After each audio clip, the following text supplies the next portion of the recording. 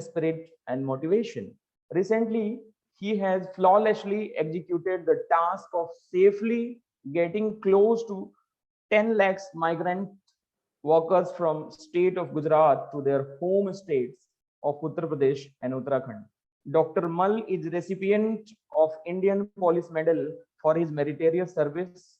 He has also received the President Medal for his distinguished service. Along with his BG career, he also enrolled for PhD in the year 2009 and he completed it in 2015. He has also worked with Government of India as Director of National Security Council Secretariat, New Delhi. Driven by his own strong beliefs in concept of equity, independence, social justice, he started a social movement, Buddh Se Kabir Tak, which works for diversity, pluralism, and constitutionalism in India. So this has been a brief information about our today's stalwart speaker. Now I would like to invite Mr. Randhir Kumar Gautam, the head department of School of Humanities and Social Sciences, Raffles University, to moderate the session. Mr. Gautam, over to you. Thank you. Thank you so much, Dr. Devendra.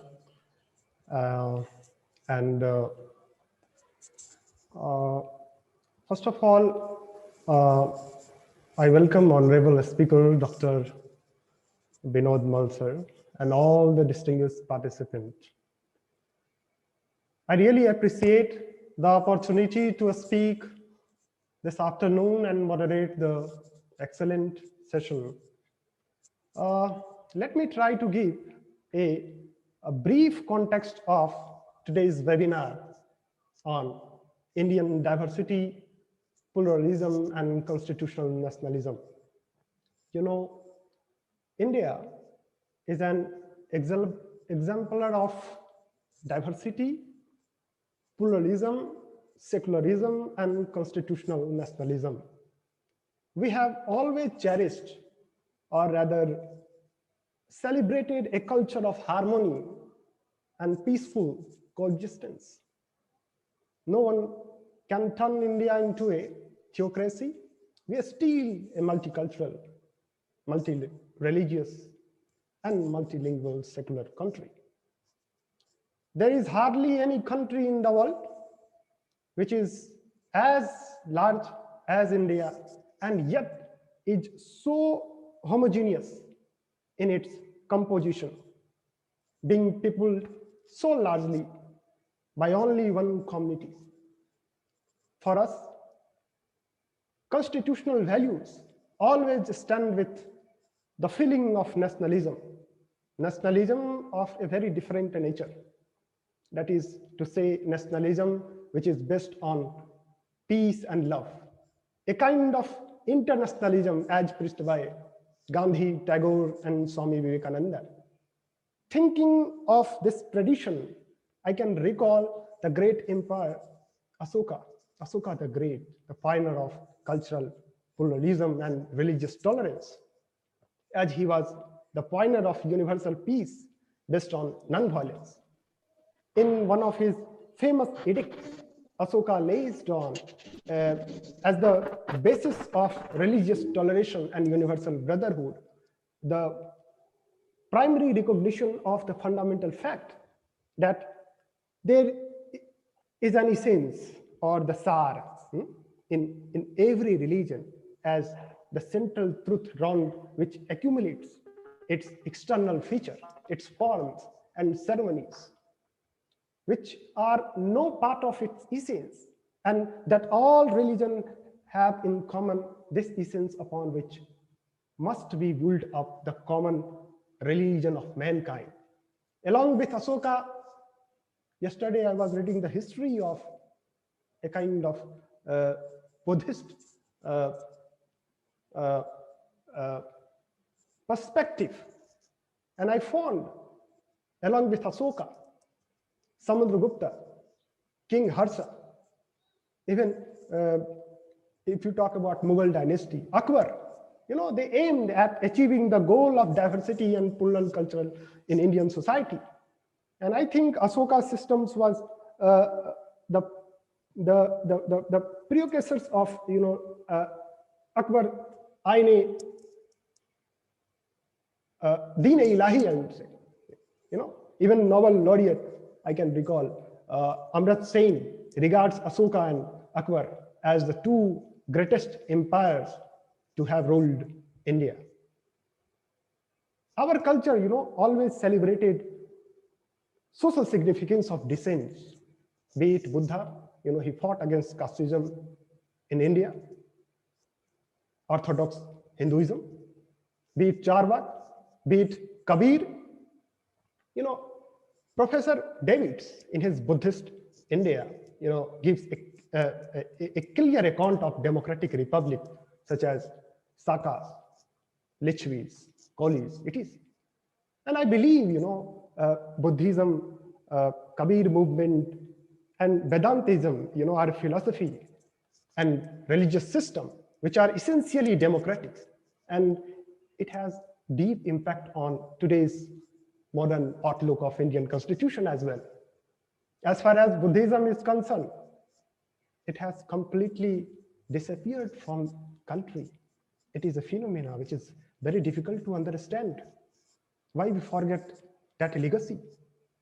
Although Dr. Bhimrao Ambedkar, the father of Indian constitution, tried to popularize the idea of Buddhism, it is easy to understand, why he preferred Lord Buddha rather than Karl Marx in his idea of emancipation of society. Because Ambedkar was a great constitutionalist. For him, minorities are the measure of protection. Minorities are the measure of justice. And he incorporated the idea of freedom with Buddhism. And he said, the test of any democracy for him, three important principles: liberty, equality, fraternity.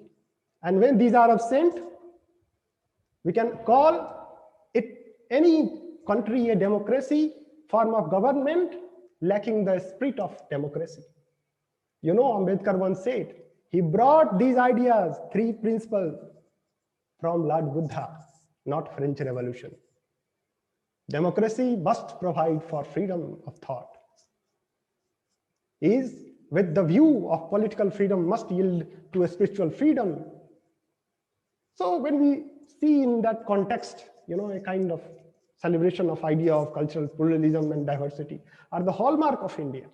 That is why India became the home of composite system of respect of race, language, civil and personal laws, social structures, and religious cult. In fact, if you see the impact of Hinduism, Hinduism by its very comprehensive synthesis, one of the most potent force for building up the notion out of the most divergent element.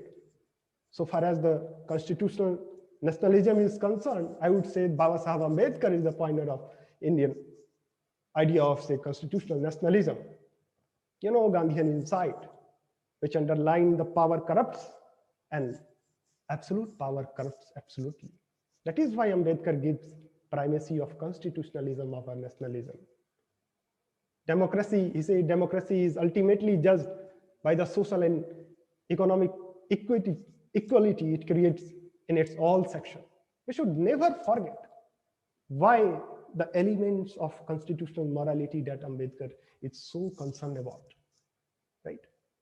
Although we can see we are a kind of facing problem, right?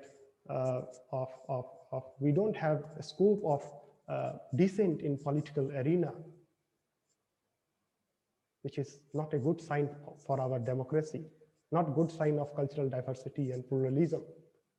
Freedom of speech and expression has been given a sacrosanct position under the Constitution of India. And in the wake of such conflicts regarding the essential of social public life, many take resources to the Constitution, which underscores the philosophical principle of unity in diversity and diversity and unity. Right?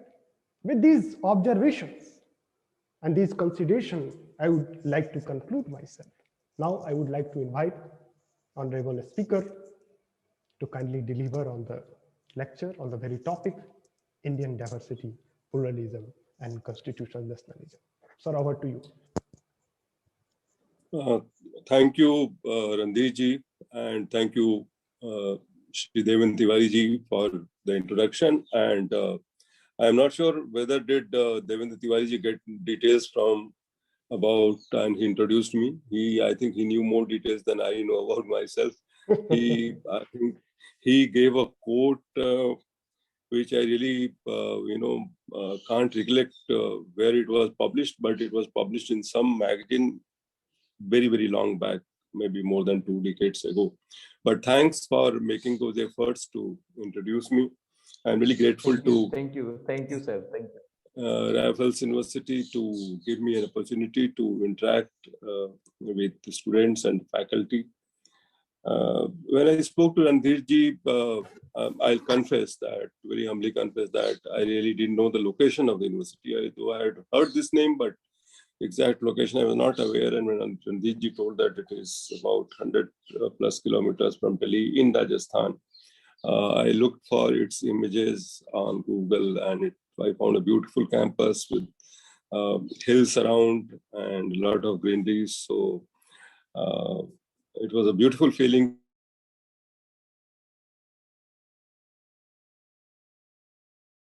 And, connection with Rajasthan, then a lot of pictures, other images started emerging in my mind. I have visited some of the cities of Rajasthan, some of the areas, Jaipur, Jodhpur, Udaipur, etc., Jaisalmer, Bardmer, all those areas. And, Rajasthan has its own beauty, its own color, its sand dunes at Jaisalmer, I remember, its camels, I remember. And I remember traveling from Jodhpur to Jaisalmer, and that was a beautiful landscape. The forts of Rajasthan denote a certain kind of culture. It is a very pride heritage for all of us. Its music is very unique. Ghumar, Kalbelia, etc. is now making name all over the world. So Rajasthan represents a very great culture to which we belong to. And so is the case in India. Rajasthan is a very unique place, but that is how India is, that all its different parts have their history, their music, their culture, their languages. And there are some beautiful schools, very well-known schools in Rajasthan. Ajmer is known for good schools. Mount Abu is known for education historically. So it is great feeling to relate to all of you and to be here and talking to you. It's a really great feeling, and thanks all of you for sparing time to listen to me. I basically, as I was introduced, I come from Gorakhpur, but basically we come from a neighboring district called Maunath Banjan, which is earlier part of Azamgarh district. And my father shifted to a rural area of Gorakhpur where he was teaching economics, and we sort of grew up there. I studied in that village about 40 kilometers south of Gorakhpur, which is near a river called Kuano River. And that was supposed to be one of the backward areas. But though I never found it to be backward, because intellectually that place was something, had something which was very rich. A lot of literate people, a lot of educated people there in that area. And agriculture was very rich, and education was a value. And a society which has education as a value can never be called backward. It may not have money, but it has something more than that, and which propels it through the bad times, and that place finds its relevance to the society and to the nation. After doing my schooling in the village, I spent a year at Allahabad University because coming from village.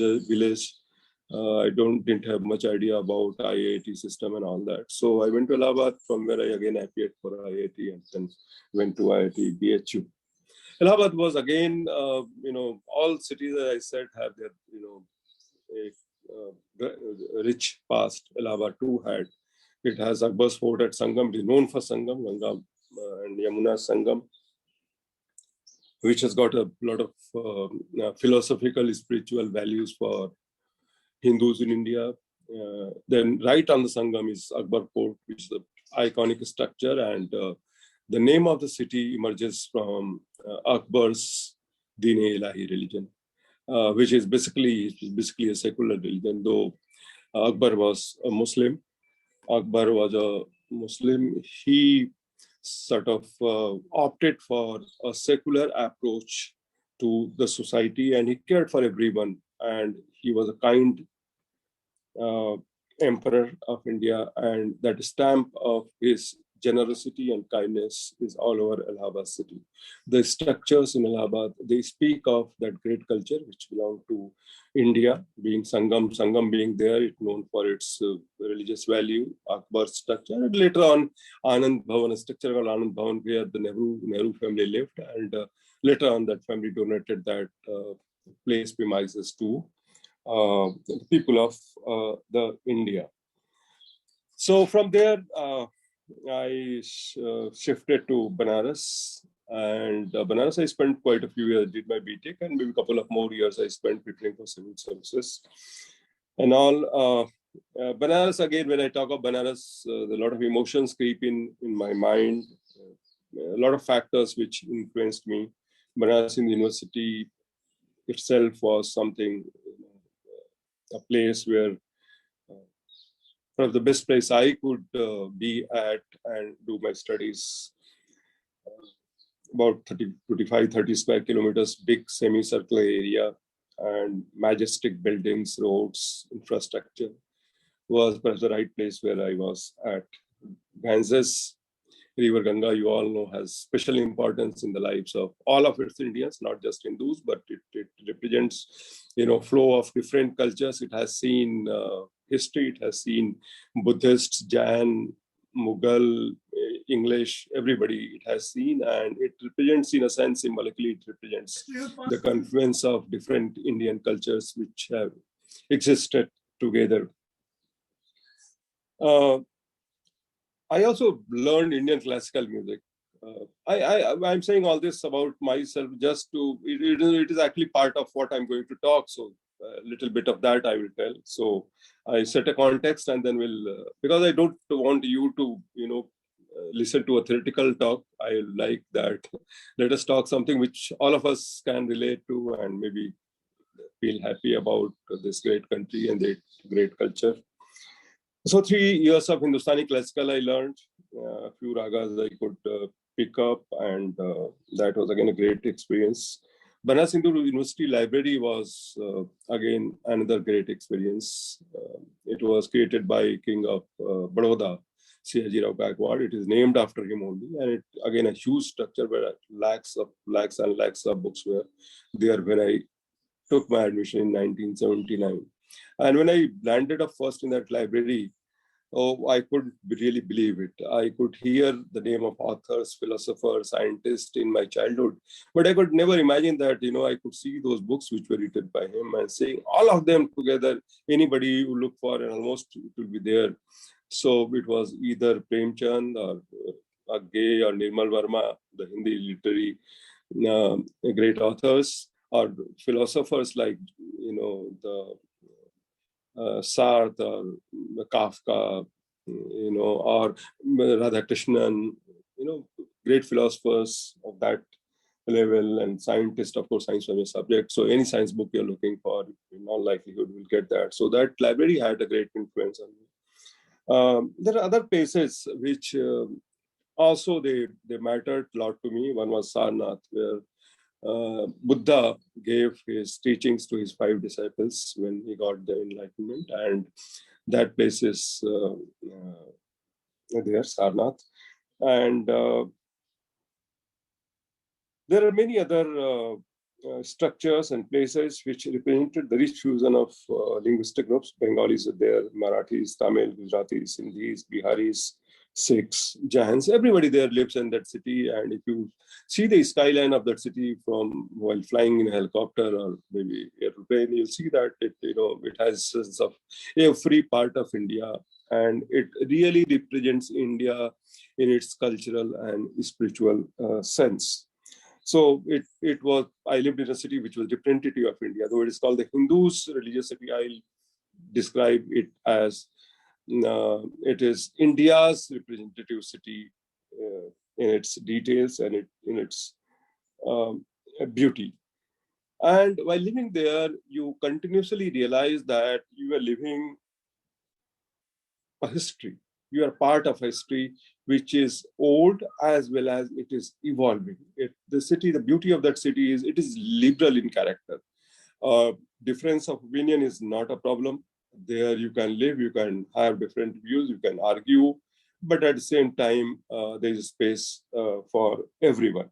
And that is why a person called Kabir came later on in the history in the 15th century, and who revolted against the very regimented Brahmanical order, which was exploitative in nature. Perhaps it was the city of bananas only which could, produce such a icon called Kabir. Similarly, Ravidas was another person who sort of questioned the Vedantic character or the ritualistic character of Shankaracharya's Advaita philosophy, though he himself believed in the monoist God, but the rituals he rejected, and he believed in the equality of human being. You also feel that you're a part of the musical legacy of India, where Ravi Shankar came from, Bismillah Khan, Mrs. Rajam, Uday Shankar, and many other, Kishan Maharaj, and many other great musicians, singers. They come from that city. Similarly, if you see the literary history, you will find Premchand, you will have Jashankar Prasad, Bhatendra Harishchandra, Namor Singh, and many other great literary personalities. They come from that place. So living there gave you a confidence, self-confidence, and also the sense of belongingness to India through its cultural, religious, literary, and cultural mediums. And that realization is really, really beautiful. And most importantly, it also reminds of one thing. The Banaras Hindu University was established in 1916 by Pandit Madan Mohan Malviya, and the inaugural program was presided over by the then Viceroy, who was the head of British Empire in India. And it was open program in the MP Theatre, and it was Gandhiji's first public program after return from South Africa. And that was the place when he openly criticized the dictatorial attitude of the British Empire in front of many the academic body of the university, and also a lot of representatives who had come from different parts of India. Any peasant did Gandhi said that if the Viceroy was so scared that the Banaras city had deployed policemen all over the city, what was the need to come? Why was he scared of his own people? And that was something which really shook the people sitting there. Many people, they felt uncomfortably. Any peasant was also there right behind Gandhiji, and she started saying, please stop, don't say all this. But Gandhi was Gandhi, and Gandhi had the courage to say. The unique thing about him was that he could say whatever he wanted and whatever he thought was right. He also criticized the dirty Vishwanath temple. He said that it is filthy, it is dirty, and why Hindu religious places should remain like that if they are actually religious. So that history you belong to, and that feeling was great. And then it inspires you. I mean, all these things I'm telling because it really inspires all of us to make our country great, because succumbing to fear is something which doesn't go with the democracy. Democracy is to rise and speak against injustice, and what has actually happened in our history many a times, and making of our constitution is really representative of this phenomenon. So I will now come to the topic which Professor Randhir has selected for me. The topic is Indian diversity, pluralism, and constitutional nationalism. these four words, I think he selected, and I frankly speaking, I didn't say anything on that. I took it, whatever he said, because he was the right person, because he was deciding what the students should listen. And but these words are very important, and that is why I thought this is a good opportunity to talk about these words and how they, they are so relevant to Indian conditions in present. A few days back, before I actually start, a few days back, I had gone to Orissa and Mizoram. Those were the two states where which I had not visited in my life. All other states I had visited, but those two states were not visited by me. So I thought I'll not do justice to myself if any state of India remains unseen by me, because I feel that India has such a tremendous diversity and beauty, and every state, every part of India has something beautiful to offer. If I don't go there, I think I will not be doing justice to myself. And a few of the structures I visited, I'll talk about it, and then I will go further. There was a place called Udaygiri and Khandgiri. They're on the outskirts of Bhubaneswar, and they are they are rocks in which certain carvings are, certain designs are made. Interesting part is that in the same rock, you'll find Buddhist structures and the Jain structures, and also somewhere the Hindu structure. And that sets the agenda for today.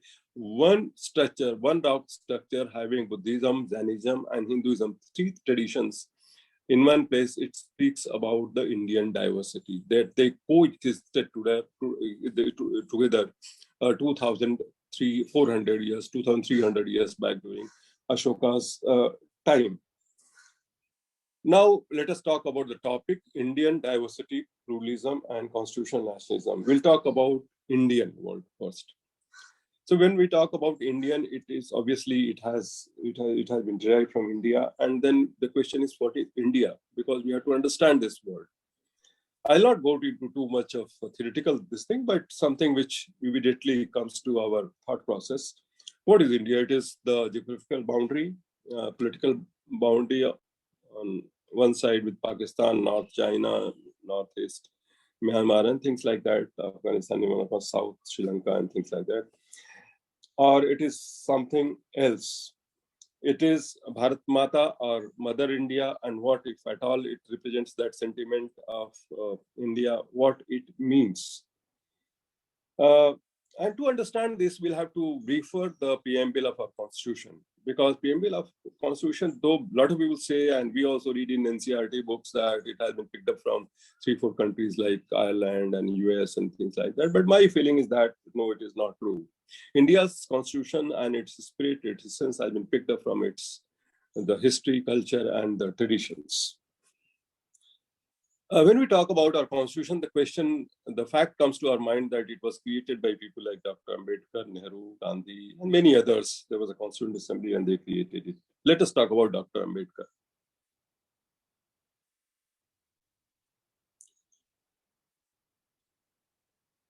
Briefly speaking, in 2 sentences, Dr. Ambedkar represented the struggle of the people, struggle of the marginalized people, struggle of the downtrodden, and he kept struggling for their rights. In a nutshell, in one sentence, if I have to say, I can say like that. And that is reflected in our constitution, in the words like equality, in words like removal of untouchability in our fundamental rights, Article 14, 15, 16, and the word justice, social, economic, and political right in the preamble. So these are, we can state very late. I mean, not that other people didn't talk about this. Nehru, Gandhi, everybody talked about these issues. Subhash Chandra Bose, they talked about this. But Dr. Ambedkar can straightforward be related to these words.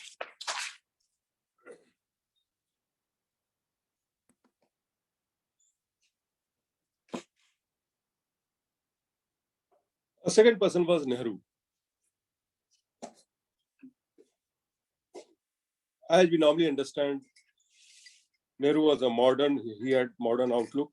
He was secular. He has deep insight into Indian philosophy, history, and culture. This is not many people know, though there is a book called Discovery of India, But as not many people have read, they don't know that Nehru had a very deep insight into Indian culture, religion, philosophy. Normally people know that he was westernized, but he was as much westernized and perhaps more westernized, but more Indian in his thought process. And I have not seen many people who have written so much beautifully about Indian culture and history. I have read his books, and it is simply marvelous. And I'll give one or two examples. He has exposure to the Western world, but he had read a lot of Indian literature. He was one who got Rastranjani translated into English for the first time because he wanted to read it. And words like liberty of thought, belief, expression, and faith in our constitution, perhaps they are a reflection of his mind. Word like socialism, which appears in our emblem, and spirit of the constitution. Again, I think he was deeply impressed by the socialism, and he introduced that concept in our socialism. But while adopting that socialism, he was very careful, and he didn't completely follow the socialism elsewhere in the world, because he knew that the Indian conditions are very unique. Indian traditions are very unique, and if at all we have to have socialism, we'll have to have a very unique brand of socialism. And that is why, we say that India followed not socialism, socialistic pattern of society. And also, we didn't follow socialist economy. We follow something called mixed economy. A lot of people criticize these days, but recently the phenomenon of COVID has shown that mixed economy, had it not been there, I think, and had everything been given to the capitalist or the industrialist, I think a lot of poor people would have struggled getting medical education, medical facilities and education. So Nehru was a visionary, and I was reading his book, Discovery of India, and he gives a lot of good logic why we chose that path for India. So these were the contributions which can be related to Nehru, though it can be related to many others. I'm trying to make all of us understand the background, how it has come. But it cannot be necessarily related to a single person, but certainly, I mean, his contribution was immense. And third person I will talk about is Gandhi. Gandhi came from a traditional Hindu family. He studied in United Kingdom. He practiced in South Africa. He fought against discrimination in South Africa. A few interesting things about Gandhi. He had a guru called Srimad Rajchandra, who was a Jain sadhu. And not many people know that he was deeply influenced by the Jain philosophy and Jain tradition. And later on, I will tell that how that influence of Jain tradition helped Gandhi to follow Sarvodham Sambhav, and why he could allow Bible, Quran, Gita, all of those books to be read in his Sabarmati ashram.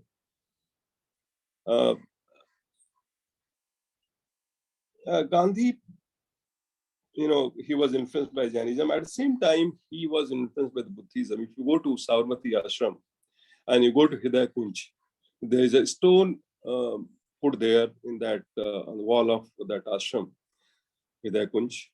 And it is said that it is similar to Gandhi's. This place is where Gandhi started his Dandi March in March 1930. And this is the place where he took upon the Dandi March and challenged the British Empire. And it further says that this Dandi March was similar to Mahabhinishkaman of Buddha, Gautam Buddha. Mahabhinishkaman means leave the world in search of the knowledge. He left everything. He left his palace, he left his kingly clothes and everything, and he left this his palace in search of the truth. And Gandhi's march, Dandi March, was similar to search of the truth.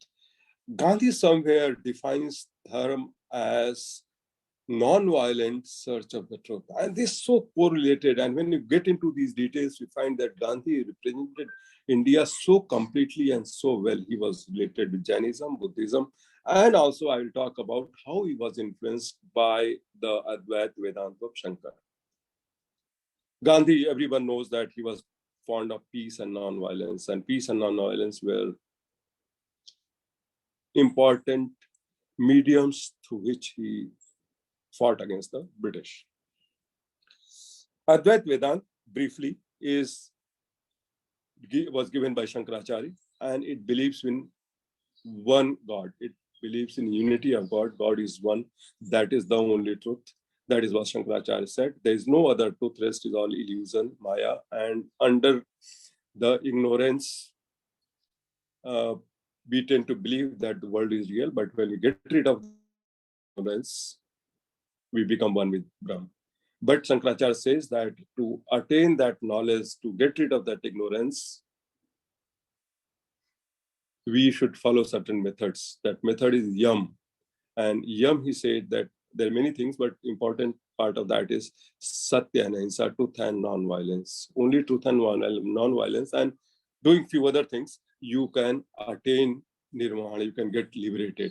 So Gandhi picks up those two important principles of peace and non-violence from Shankaracharya. Now you see how Gandhi represents a wide spectrum of Indian tradition, right from Buddhism, Jainism, and Vedanta, which is so diverse, so different from each other. But Gandhi represents all of them, and he doesn't find conflict, because he picks up something from here, something from there, something from Buddhism, something Jainism, and something from Islam, and principle of equality he picked up from Islam, and that is why he didn't have any problem. You see, he believed in unity of God, monoist. When he said Ram, he didn't believe in those going to the temples and worshipping statue of Ram. For him, Ram was that one Ram, unity of God, which is same for Hindu, Muslim, everyone. And that is why his famous bhajan, Ishwar Allah Tero Naam Sabko Sanmati De Bhagwan. Just see this connection. How easily he could say Ishwar Allah Tero Naam Sabko Sanmati. For him, God was one, whether it was Ishwar Allah. And all of great Indian philosophers believed in that tradition. In that aspect, he was similar to Kabir. Not many people will relate Gandhi with Kabir. Kabir also believed in Advaita form of God, but he rejected the rituals. He said that these books, these Vedas, these Upanishads, all that is nonsense. That is all means for exploitation of the downtrodden in the society. You don't need those things to attain to God, unity with the God. You only need to love God. That feeling itself, that complete realization that you are part of the God, you are one with the God, is enough to take you to the God. If you are doing something else, you are still under ignorance. And that tradition comes to Gandhi. Gandhi has never talked about Kabir, at least to my knowledge.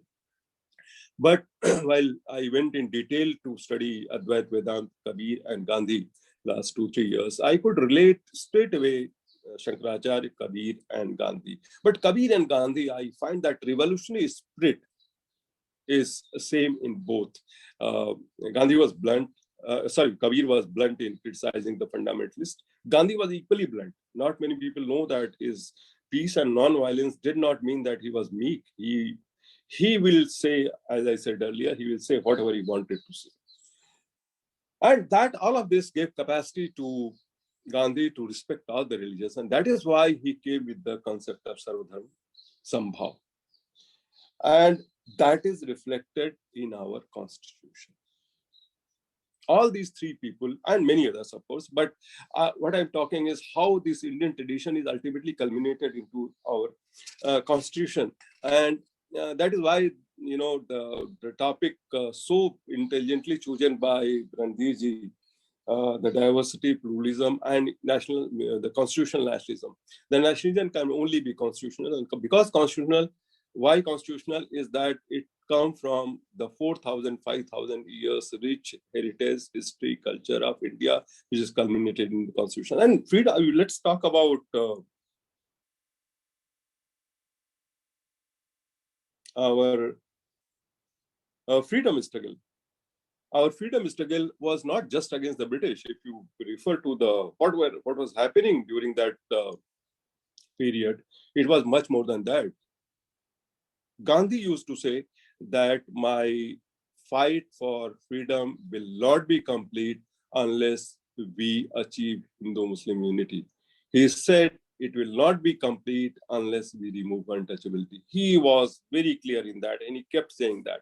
And on 15th of August 1947, when India became free and there was violence in Bengal, he was a sad man. He said, it is not the India, it is not the freedom I was fighting for. It is not complete where there is a violence, Hindus killing Muslims and Muslims killing Hindus.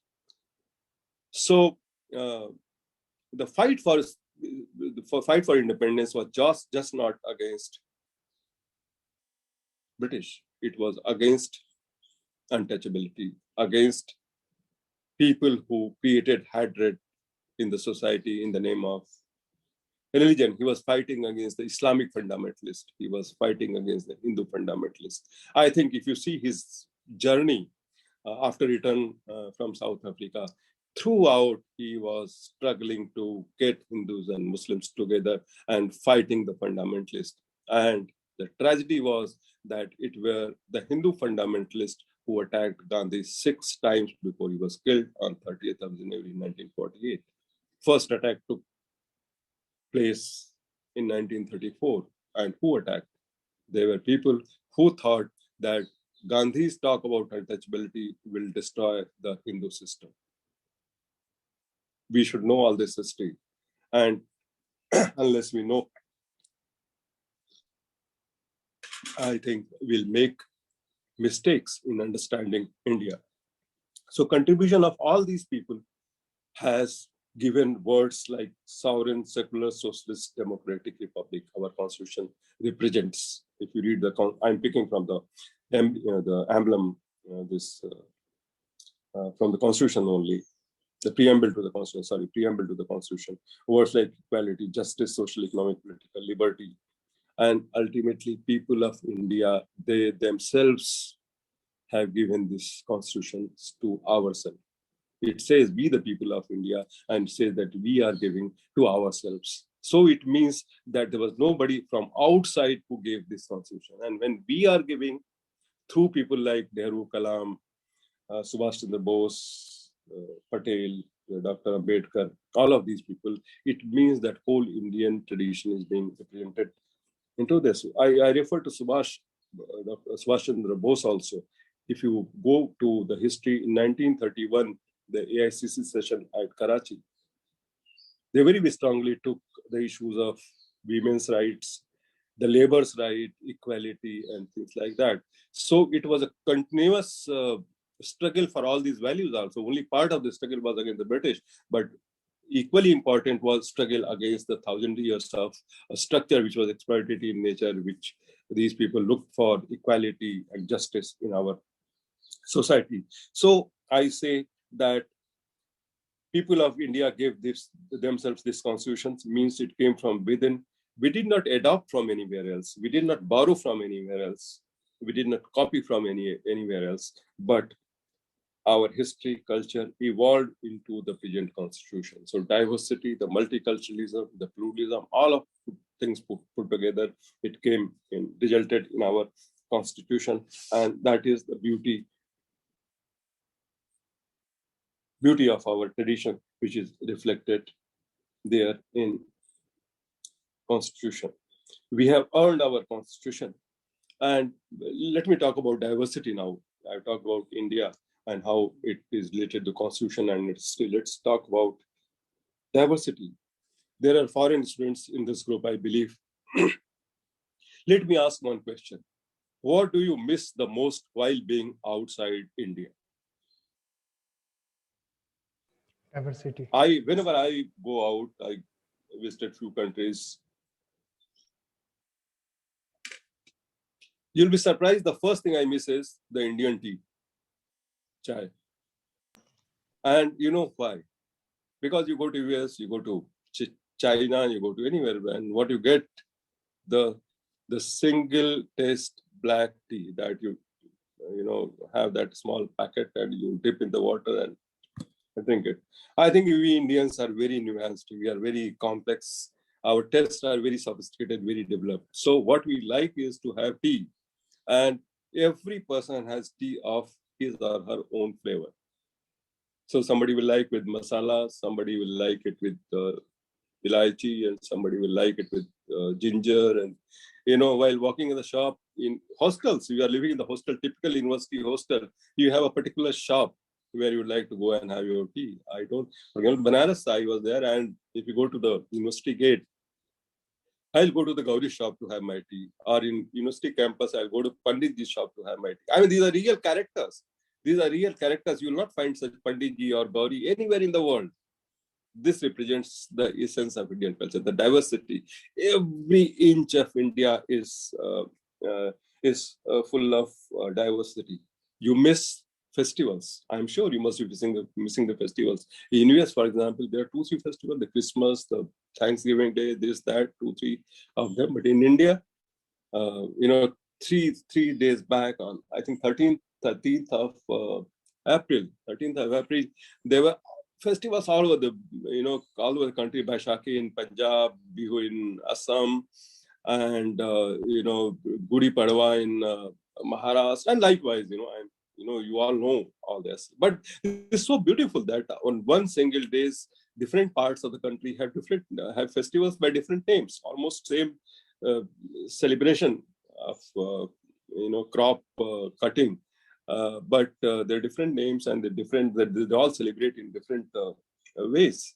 And all over the year, we celebrate festivals, and we enjoy festivals of each other. These days, there are certain problems. Sometimes, there are issues. But our tradition is that we celebrate all the festivals, whether it belongs to Hindus, Muslims, Sikhs, and we are, equally participative. I recollect a film called Gandhi by Richard Attenborough, if you have seen that. And there's a video clip, part of small sequence comes where Gandhi is, traveling in a jeep, and I think it's Bengal riot area, maybe Delhi, I don't know, but there's a riot situation. Gandhi is traveling. With him is Nehru and some other people, and there are people, the mob around him, and he stops. He says that, you can watch that video somewhere. He says that I am a Muslim, I am a Hindu, I am a Sikh, I am a Christian, I am a Jew. And all of you is the same. All of you is part of every religion. What Gandhi was trying to say, that no Indian is a complete one religion. The influences are many and varied, and all of us carry part of so many traditions and religions. For example, I cannot imagine myself saying that I am 100% Hindu. I was born in a place where Buddha's presence was there.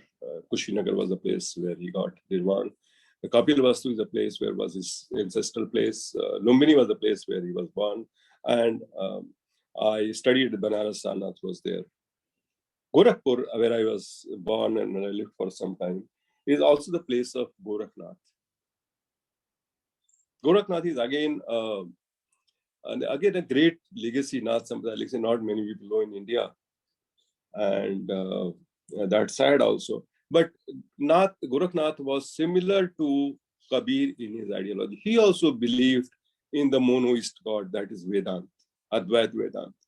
And he also rejected the ritual part. He also rejected reading Vedas because he said it is all system created by a Brahmanical order. I'm not criticizing Brahmins. I'm talking of an order in which the rights of certain people, is denied. And that is why when Islam came to India, there are a lot of people who converted to Islam. In that region, I'm talking of the region around Gorakhpur. I mean, there could be forced convergence, but one most important thing was that there was a discrimination in Hindu tradition. And Islam treated everybody on the principles of equality. And that is, a lot of people were attracted by Islam at that point of time. But when Gorakhnath comes in 12th century, you will not believe that there is a tradition of Hindu and Muslim yogis in our tradition. You will find In our tradition, yogis are Hindus as well as Muslims, but they will sing the songs of Adinath, that is Shankar, God Shankar. For them, the Adi Guru, the first Guru is Shankar. They will also sing songs of Krishna, Bhartrihari. They will generally sing Nirgun songs, which Kabir is known for. Kabir songs and Nirgun songs. They don't believe in the Sagun, the God which you can see and worship. They believe in a God which is unseen, unknown. So Gorakhnath also believed in that tradition, and he believed in the equality. So you'll find that a lot of people who have converted to Islam, they come back to Nath Sampradaya, not necessarily Hindu tradition. Nath Sampradaya was not a Hindu or Islamic tradition. It was Nath Sampradaya only, which treated everybody on the principle of equality. So all those traditions existed in that place. And I, coming from that place, I always thought that are we, during my 35 years of service, I always questioned myself, whether we actually represent that great tradition where I saw in Gujarat, for example, a lot of communal violence last 35 years. I was SP in many districts, and I see a lot of violence. And the question coming to my mind very often about, are we doing justice to our tradition? Are there solutions in our own tradition which can be used to counter this violence? And when I deeply thought about it, I was very convinced that, we have plenty of history and culture which talks about love and compassion, which is also there in our constitutional framework. 20th century was the century of freedom struggles all over the world, and every country who was struggling to achieve its freedom, it talked about unity in diversity. People from different religions, different backgrounds, they got together and fought against the enemy. That common enemy, it made the people to join with each other to carry out their struggle against the oppressor. So unity in diversity was the important motto which united the people. That was true in India also. But 21st century, a lot of changes have happened. And now, having achieved the freedom, almost most of the countries are free in the world, we are now talking about diversity in unity. Having achieved freedom through unity in diversity, now we talk about diversity in unity. Unity is important, but diversity is equally important, which gives us the diversity as well as the collective identity. We are one, but we are not monolithic. We have our different identities. In India, for example, a person does not have a single attribute to describe his identity. There are 5-6 parameters which will describe the identity of the person. For example, if I talk about myself, I am an Indian. I was born in Hindu family. My mother tongue is Hindi, but I can also speak Gujarati. I am an atheist. So all of this, so somebody saying something. So this diversity and unity is representative of a composite culture which has evolved over the thousands of years. And composite culture is not the mere sum of different cultures. It is not Hindu plus Islam plus Christianity plus Sikhism. It is much more than that. When we put all of them together and have the fusion of those different cultural streams, we have a more powerful, more cheerful, more vibrant, more positive, and more enjoyable society. And that is what India is. And that is why I was talking about tea. Tea is not just what you have in New Zealand or England. It is a much more beautiful, refined method of living life. Composite culture is a philosophical system which comes naturally to India. It is intrinsic. It is not that something we picked up on a single day. In Europe and in other many countries, Western countries, on single day, they decided that will not allow religion to, be part of the governance. And they adopted, the secularism. But our secularism is not that kind of secularism. Our secularism and the composite culture is intrinsic to our living for thousands of years. When the world did not have a single religion, 2005, 2016, 600 years back, we had Buddhism, Jainism, Hinduism, even the atheist tradition in India. So when the world civilizations were in forests, we already had gone much ahead. And Buddhism, as you all know, that it's so popular most of the country. I mean, there are a lot of problems also with Buddhism. I mean, Buddhism stood for, the rationality. But, there are a lot of rituals now associated with Buddhism also. So we have evolved secularism, and that is what Sarva Dharma Sambhav as given by Gandhi. So Gandhi gives very beautifully puts that evolved secularism in form of Sarva Dharma Sambhav. Briefly talking about this evolution in 2000, last 3,000 years, which has happened.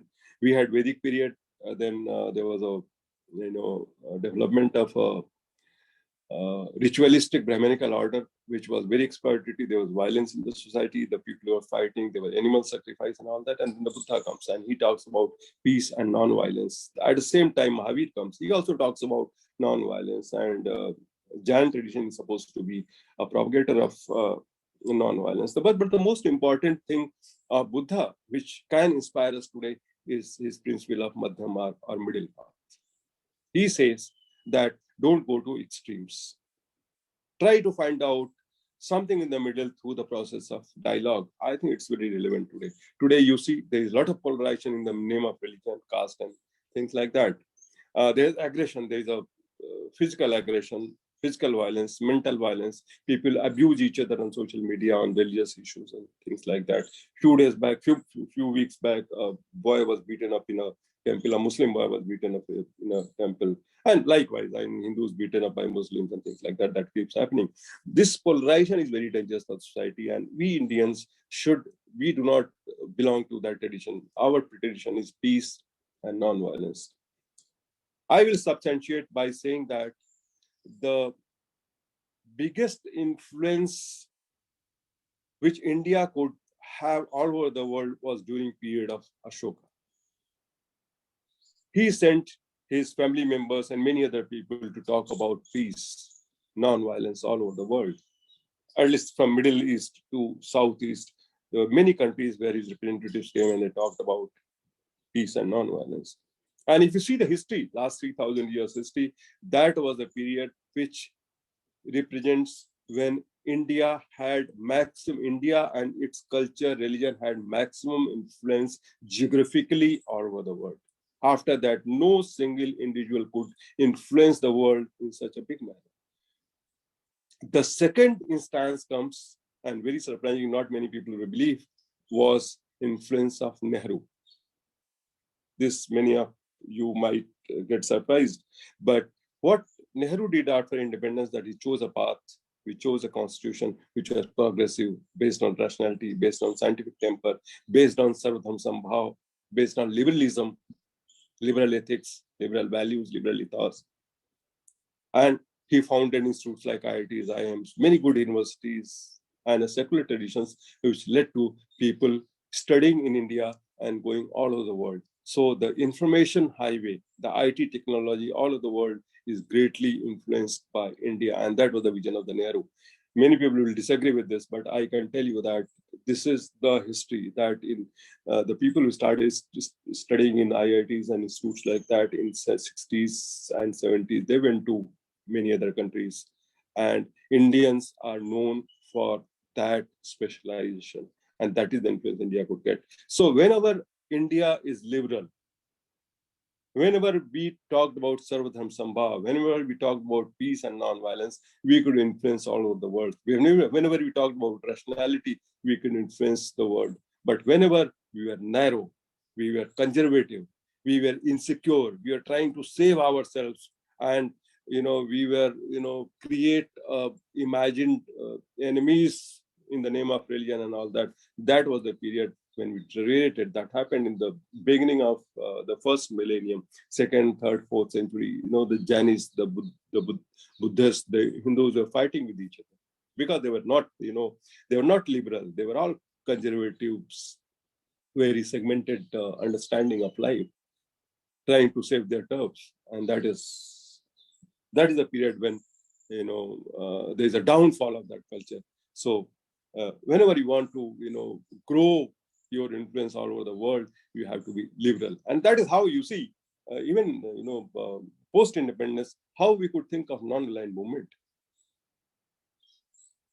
Nehru wanted a special place.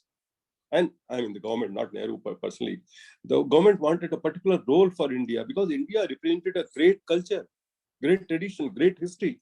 And it would not just do justice to itself. It just followed US or just followed USSR. Because our great legacy didn't match with them. Our priorities didn't match with them. Our thought process did not match with them. So India has to think bigger. It has to think big if we have to do justice to ourselves. So after that, Buddha comes, the Jain come, and after that, again, as I talked about the violence during the beginning of the first millennium, and 8th century comes the Shankaracharya again. And Shankaracharya comes with a new idea of Advaita Vedanta. And that is very logical, based on rationality, something like Buddha. Buddha also talked about rationality very importantly. He said that don't accept anything without logic, without rationality. He gave a theory called theory of dependent origination, theory of pratitya samutpad. He gave that. Shankaracharya, while reviving Hinduism, giving a very, very strong logic of Advaita Vedanta, he took certain positives from Buddhism. He took the concept of mathas. He also took concept of shastrarth, dialogue, which Buddha developed. Buddha said that you don't accept anything without. That was also picked up by Shankaracharya, and the tradition of dialogue continues. And that was a beautiful period. Post Shankaracharya, there's a beautiful tradition of Bhakti Marg in India, where in the Vedanta tradition itself, Ramanuja questions Shankaracharya premises of Advaita Vedanta. He said, Advaita Vedanta, all right, but if I want to worship my God, I want to have my personal God, how does Advaita Vedanta help? And he gave the theory of Vishisht Advaita, where he says that Advaita is all right, but I will like to have my God whom I worship. Jiski tasveer, I want to have the picture, I want to have the statue, I want to dance, I want to sing. And the tradition of dialogue continues. The discussion, the dialogue between the Ramanujas and the Shankaracharya is called the Saptanupatti, about the relative position of Atma and Brahm. And this tradition of dialogue continues even with the Madhvacharya, who gave the theory of dualism. I will not go into those details, but I would say that later on the Kabir comes, and Kabir revolts. He said, all that is bullshit. All that is nonsense. You don't require any of that. You just require love for God to achieve liberation. That tradition continues. Aurobindo comes with integral Vedanta. And Vivekananda was very, very, very strong pillar of our Indian tradition. I am reluctant to say Hindu tradition, because Hindu tradition is not something very monolithic, because Hindu tradition is not something one which, one or two points which we can describe with. Hindu tradition is atheist, Advaita, everything. So I would say that Vivekananda was a very, very strong pillar of Indian tradition. When he says in 1893, Chicago, the famous quote, all of us know, but I'll just read it because it is very inspiring. It inspires me whenever I read this. He who is Brahm of Hindus, the Ahava Mazda of Zoroastrians, Buddha, Buddhist, Jehovah of the Jews, and the Father in heaven of the Christians were all one. That which exists is one. The saints call it by various names. And see this, this thought process flowing right from Shankaracharya, Ramanuj, Kabir, Vivekananda, and it comes to Gandhi also. See this continuously flowing. I mean, there are, Indian tradition is not static. It is not like Plato or Aristotle or Spinoza, where Plato talks about idea of good, and Leibniz talks about nomad. They're also monoist, talking about monoist God in some way, but their monoist God is abstract, knowledge-based. Our monoist God is something related with very life. Vivekananda says, it is all useless if the farmers and labor of this country remain hungry. Your temples are useless. Jeev Seva hi sachi Ishwar Seva hai. Serving the people is the greatest service of the God. So you see this beautiful relationship between philosophy and tradition in the people's lives. And the greatest asset of Indian tradition is that all philosophers, all great saints, whenever they talked about philosophy, they never forgot the lives of the people. You take Chaitanya Mahaprabhu, you take Narayan Guru, you take Narsi Mehta, you take Kabir, any of them, any saint you take, and he talks about the people of the right. Chaitanya Mahaprabhu tradition, they took Dalits along with that tradition where they were not allowed earlier. Similarly, Namdev, Tukaram, they also, they started the tradition of Dalits coming to the fold and reading Vedas and all this.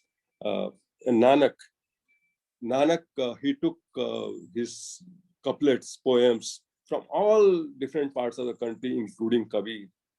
And people say that Golden Temple has 4 gates to symbolize that people from the different religions, Sikh, Hindu, Muslim, Christians, everyone can have access to that temple. So this is so beautifully, intrinsically woven in our tradition that, and it has kept evolving. It was not static. You see, we have learned, and when something new came from outside, it didn't remain uninfluenced. I talked about the Bhakti tradition of Ramanuja and Madhvacharya, etc. But you talk about Sufi tradition. Sufi tradition, Islam believes in strict monoist God. For them, Allah is the only reality. But when it comes to Indian soil, there are people who say that we want to worship, we want to love our God, we want to pray, we want to sing, we want to dance. And we all know that the Sufi dance, Sufi Kathak dance, Sufi singing is very popular in India. And it happened, the Bhakti tradition and the Sufi tradition, they developed in parallel. And that also shows how related the Hindu and the Muslim traditions were. There, those who believed in unity of the God, you call it Sufi, you call it Bhakti, but it's all basically one. If you see the essence of both these traditions, they talked about one God and they talked about love. And that is what we need to realize. When, some people, the Muslim singers sing of songs which has words like Ram, Krishna, etc., Shankar, etc. And sometimes Hindus sing songs, Sufi song, where they use word like Allah and all that. Many people wonder how this is possible. How can they sing like that? But they don't realize that they are beyond that. They're gone beyond that distinction of Rama and Allah, those words, because for them God is only one, unity of God. Even Nehru, who was an atheist, somewhere I found that he says that I am an atheist, but whenever I travel my path of atheism, I find myself very close to Advaita Vedanta. You read somewhere. He was Western influenced by Western thought process and Western civilization. But he beautifully says that as an atheist, while I going, further in life, I touch Advaita Vedanta, and that is something which attracts me. He was honest enough to confess. So that's the beauty of India. I wanted to talk of this, and I'll now take 2 minutes to finish my talk because I think a lot of time has gone. So, as Randhiji said, that I have initiated a movement called Buddha Se Kabir Tak. Buddha Se Kabir Tak, basically, it talks about the diversity, pluralism of Indian society, and we are fighting against the hatred and aggression in society.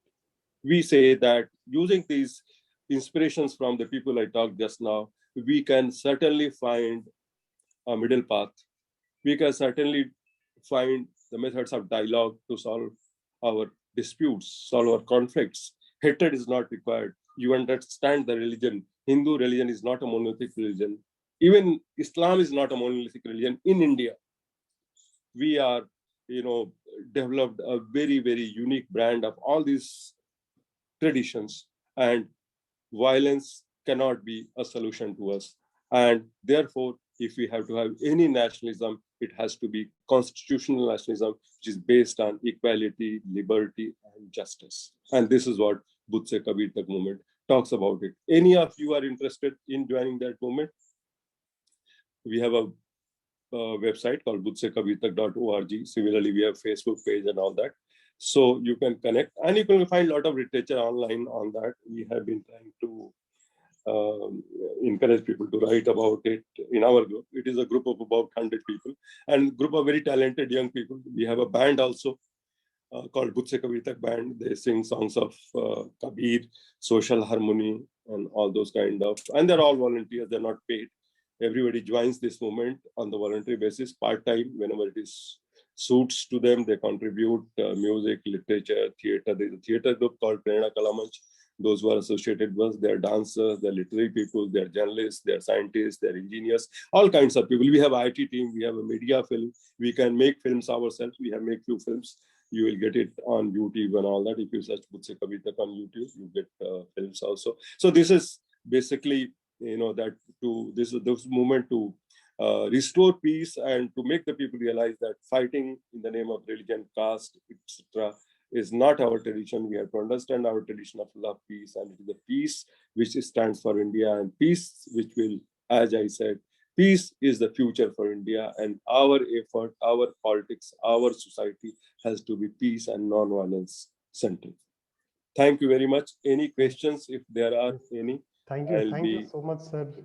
It was really a very thought-provoking session, and you incorporated one of the untouched story of Indian history, I would say, because nowadays people are obsessed with Westernism.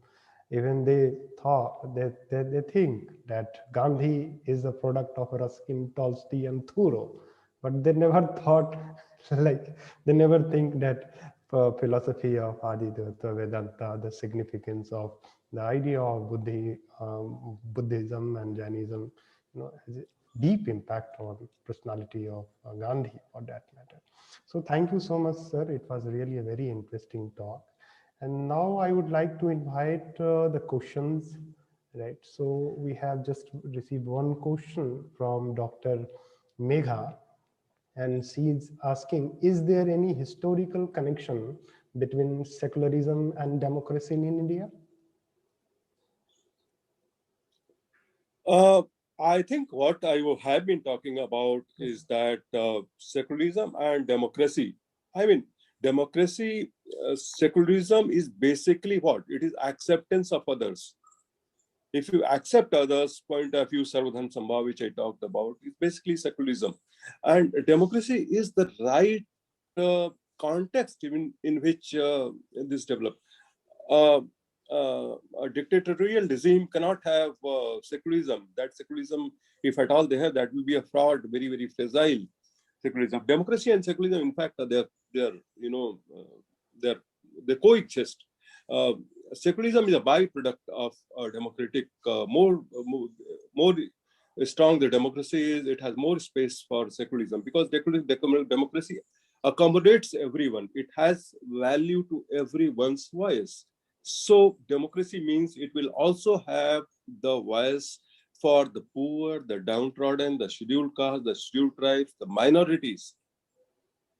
And that is why many times people feel that why, we have been paying more attention to minorities. This is a question which normally comes up, that Nehru appeased Muslims, or Gandhi appeased Muslims. These are very questions which very normally, comes. But any democratic leader will take care of the poorest and the marginalized people to the maximum extent possible. So whoever is sufferer, we should get the attention.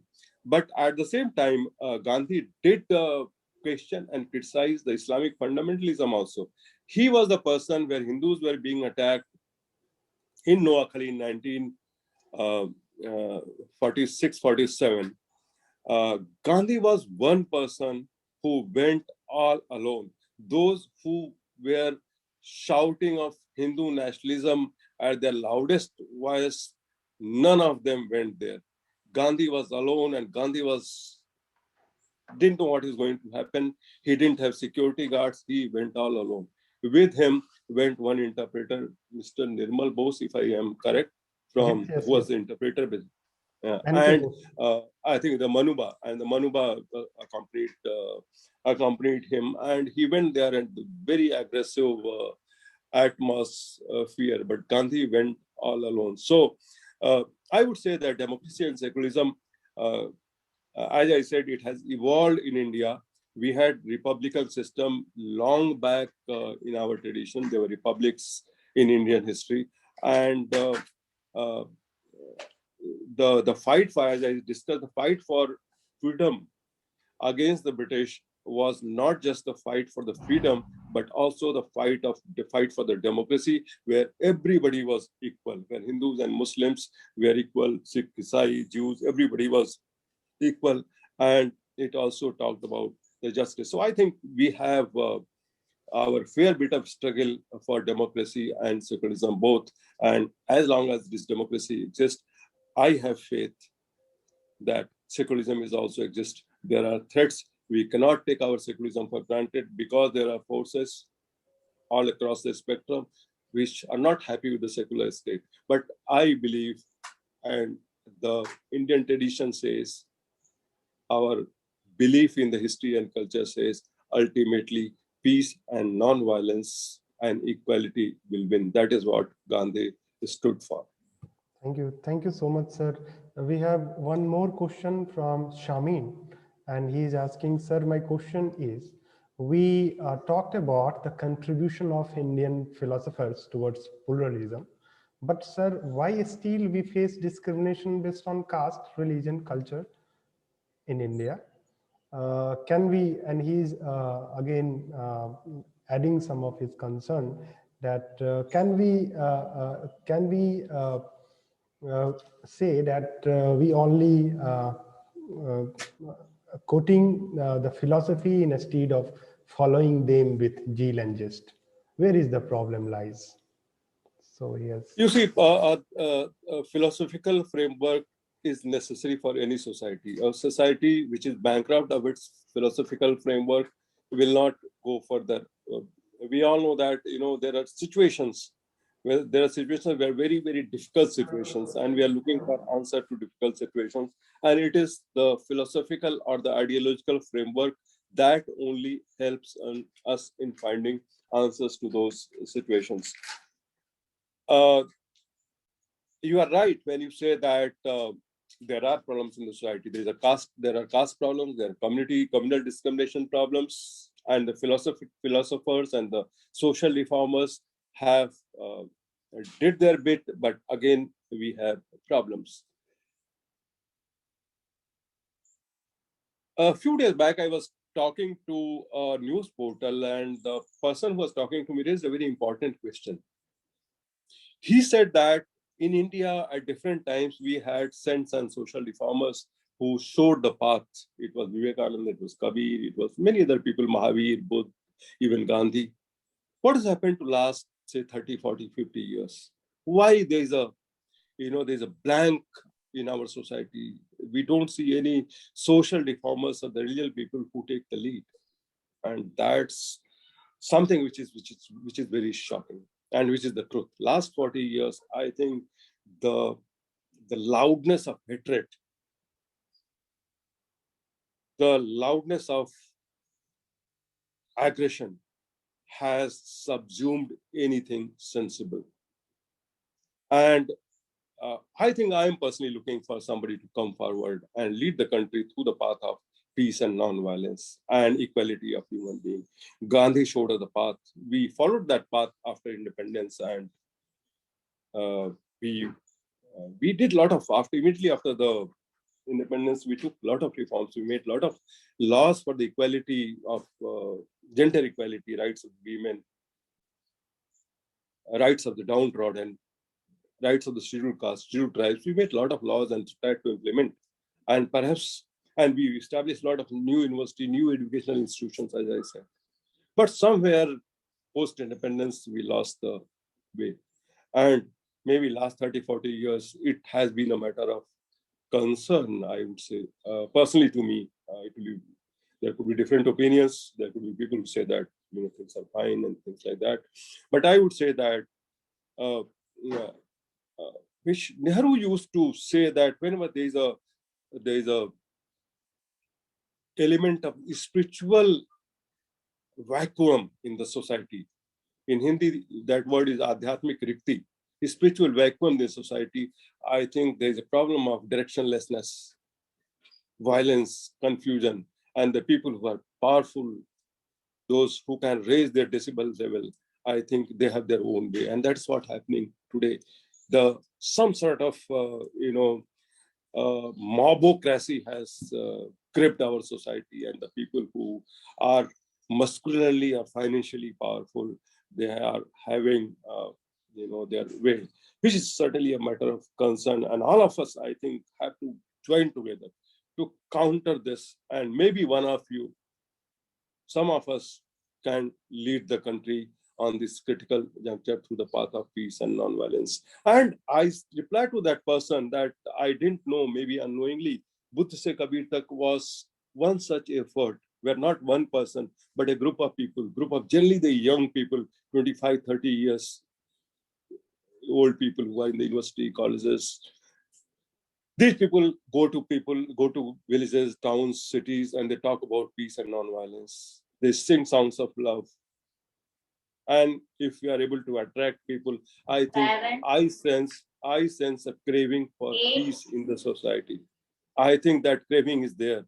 I think Indian society in general wants peace.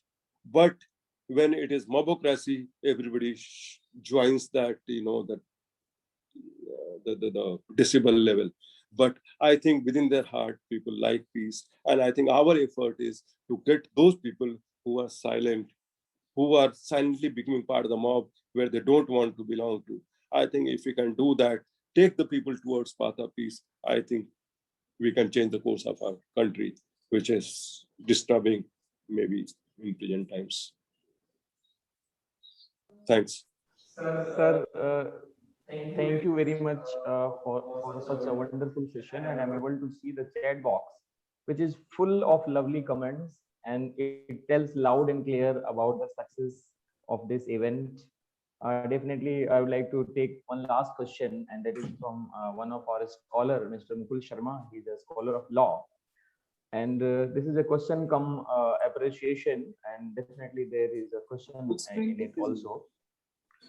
Kindly suggest some universally applicable remedies and preventive measure for the Indian society in view of controlling the spread of COVID-19, as I believe that you are the most appropriate person to ask about it, as you have been you have seen the most of the cultures prevailing at different level of society in India. I think Indian people are very nice people. If you see 2020, when the lockdown was imposed, people followed whatever they were told to. So they supported the efforts of the government against COVID. I think the important is that people will support whatever the system does, whatever system expects from them.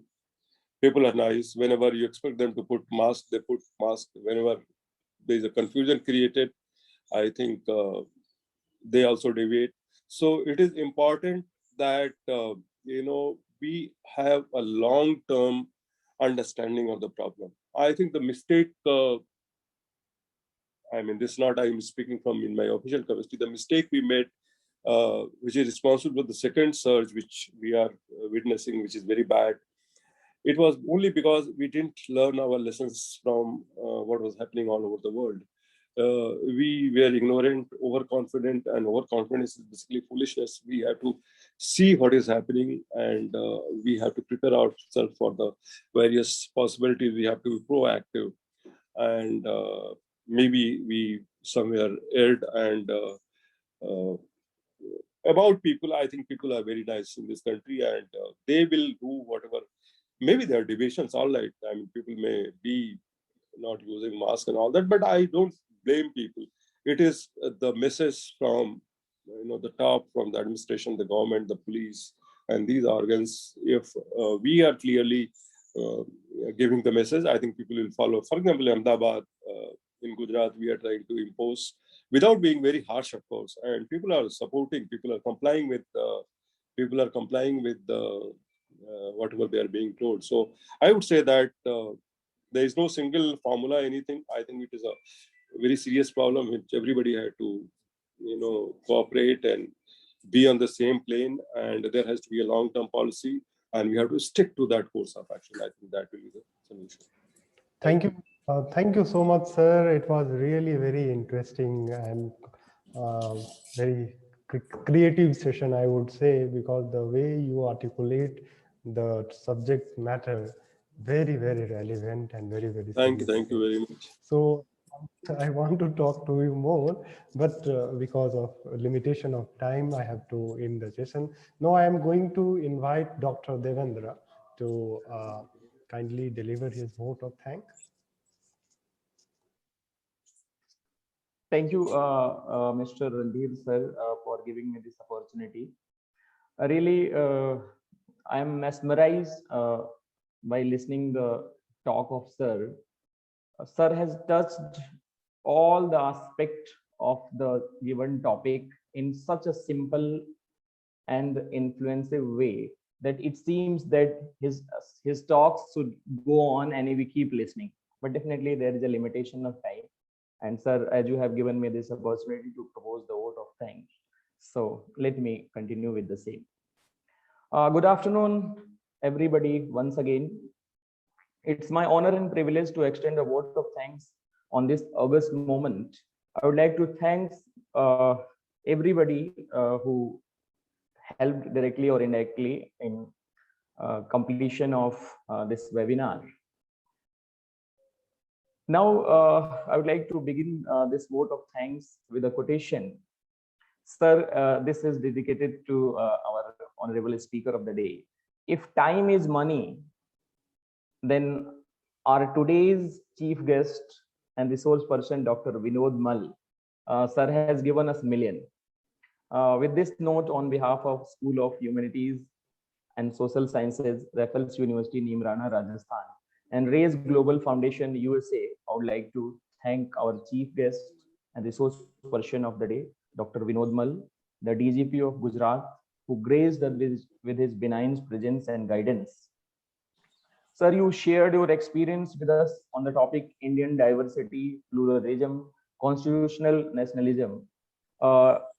Your guidance is precious to us, sir, and definitely we shall inculcate the ideas pondered by you throughout your discussion. Thank you, sir, once again. We are grateful to our, welcome, sir. We are grateful to our chief patron, Dr. Justice Meenavi Gombar, the esteemed chairperson of Raffles University, for being the source of inspiration and motivation for organizing such kind of activities. I must extend my vote of thanks to Deepika Dave, the CEO of Raise Global Foundation, USA, for being the source of inspiration and encouragement. I must say thanks to Professor Divakar Goli, Honorable Vice Chancellor of Raffles University. I extend my vote of thanks to our active participants, guests, audience, and everybody who contributed in making this program materialized. I'll be failing in my duty if I do not convey my sense of gratitude to our respected deans and heads, my fellow colleagues, my dear students at Raffles University. I would like to thank the technical team and other non-teaching staff of Raffles University for their contribution in this webinar. Last but not the least, I would like to thank the convener of this event, Mr. Randhir Gautam, the head department of Humanities and Social Sciences, and execution of such a wonderful program. It was a great talk, and our esteemed resource person, Dr. Mal, depicted on every aspect of topic which was decided to research further on discussed topic. Finally, thanks a lot to every. Will definitely will definitely increase our strength or the empowerment and betterment of your movement, because your movement is not your movement, it's a movement of India, Buddha Se Bihar. So we'll definitely increase our student. Thank you so much, sir. Thank you very much. Thank you. Namaste.